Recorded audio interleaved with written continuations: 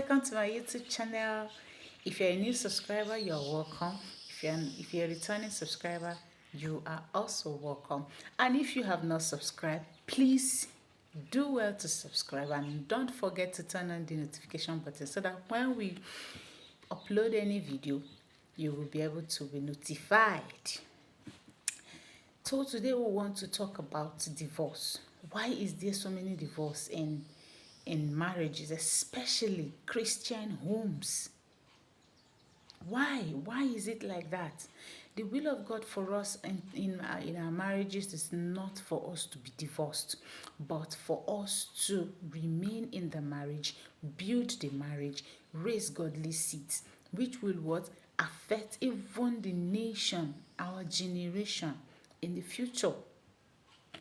But these days, any little slightest mistake, we tend to break our marriages. Like I said in my last video, marriage is not supposed to be. There is no holiday in marriage. There is no separation in marriage. There is no vacation in marriage. Like I said in my first video concerning this marriage, there is no vacation. So there is nothing like we want to separate. I know that there is no marriage that is a bed of roses, but we have to work. Having a happy family, having a happy marriage, requires hard work. Hard work. For you to have a blissful marriage, you have to make up your mind to make it work. You have to make up your mind to make that marriage work no matter what. Especially in Christian homes, all the devil needs is just a little chance, little loophole, and he will take over the whole building. He will take over the whole entity. He will take over the whole marriage. We shouldn't give him that chance. If there is any kind of a disagreement or misunderstanding in the home, we should be able to take responsibility, apologize to each other, and live in peace, thereby making the presence of God remain in our homes, even in our lives. But if we continue with this bickering and quarreling and fighting, waiting for this person to apologize, waiting for the other person to apologize, the devil will use that as an opportunity to attack our homes. Before you know what is happening, it will now become irreconcilable differences, which will lead to divorce. Now, what is this divorce? Divorce is legal dissolution of a marriage by court or any competent body. When a marriage is dissolved, when a marriage is annulled, that is what? Divorce. These days, people no longer even go to the court. They will just up, pack their things and leave the house. If you, madam, how far now? What happened? I have left that man. Oga, how far now? How is your wife? Me, I've left the woman. It is not supposed to be. That is not the will of God for our marriages. That is not why God brings us together. That is not why God created marriage. Yes, he said we should go into the world, increase and multiply. He did not say go into the world, increase, multiply, and then you divorce. The Bible said God hates divorce. So you see, it is not his will. So if God hates divorce, that means when we divorce, we are committing a grievous sin against God. He expects us to forgive ourselves. He said, how many times is your brother? So your brother can be anybody, your wife, your husband, your sister, anybody as far as humanity is concerned. How many times will your brother offend you? He said 7 times, 70 times. You see, there is no way your spouse will offend you in one day for 7 times, 70 times. It's not possible. But we, in our heart as human beings, because our heart has been hardened, we refuse to forgive ourselves. You hear this man will say, I will never forgive you. The woman will say, for this thing that you did, I will never forgive you. It is not supposed to be. We should be able to forgive ourselves and be able to accommodate ourselves, tolerate ourselves. Marriage is all about tolerating ourselves. See, there is no perfect marriage. There is nothing like perfect. Anybody that's told you that there is perfect marriage in this life, the person is a liar from the pit of hell. There is no perfect marriage. And don't look at another family to compare your family with that person's. It's not good. All marriage have their unique problems. Don't because you feel or you think that brother A and his wife or sister B and her husband doesn't quarrel doesn't mean they don't quarrel. Every marriage have their unique problem. Every marriage have their unique trials. Every marriage have their unique issues. It is your ability to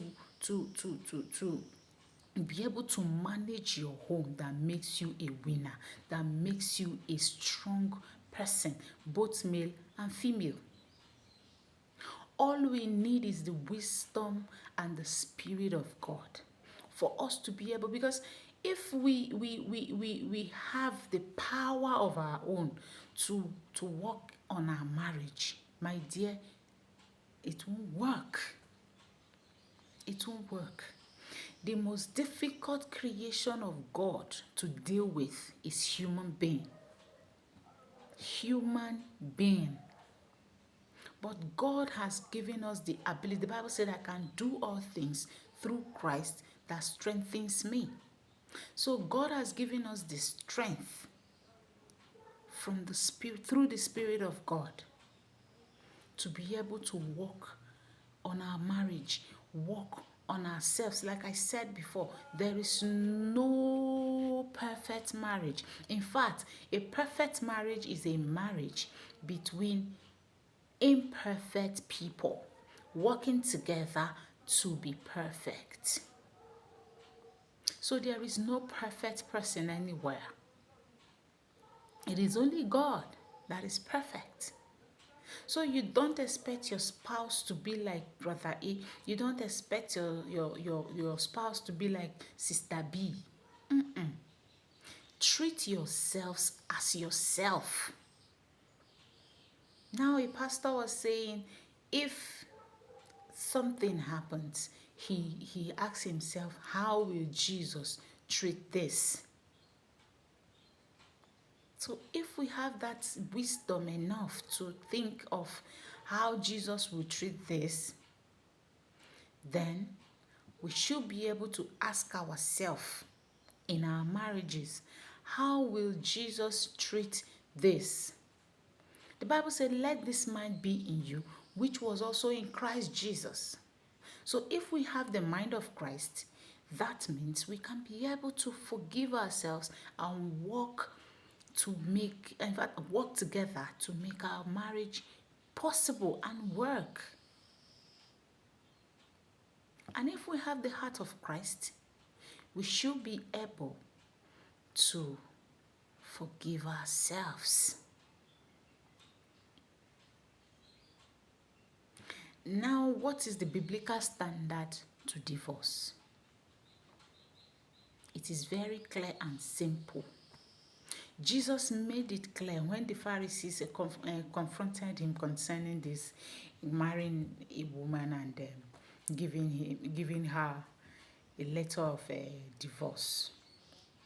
He told them in a very clear statement that haven't you read that God created a man and a woman? They began to argue with him. He said, Moses did that thing because our hearts are hardened.